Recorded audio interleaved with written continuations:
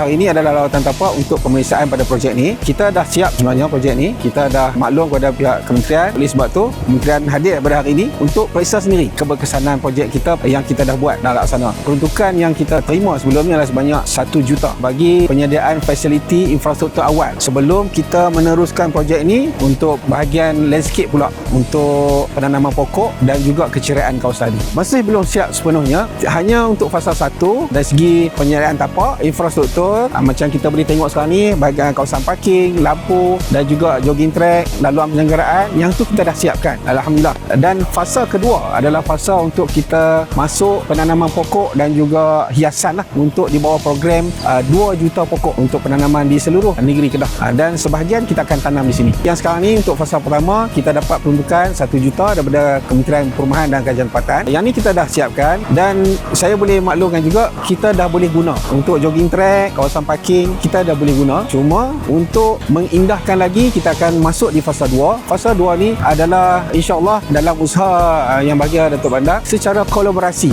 di mana akan ada keterlibatan semua daerah di dalam negeri Kedah bagi benih pokok yang sesuai yang telah pun diputuskan sebenarnya di peringkat negeri, iaitu pokok-pokok yang rare species. Saya tak dapat maklumkan sekarang ni, tapi itu salah satu kejutan lah, elemen kejutan mana kita akan tanam di sini. Yang kita dah lama kita tak tengok, kita akan tanam di sini insya-Allah. Yang tu secara kolaborasi, peruntukan daripada daerah-daerah dan juga sedikit daripada Majlis Bandaraya, dan kita akan cuba carilah lagi sumber-sumber untuk kita lengkapkan kawasan ini.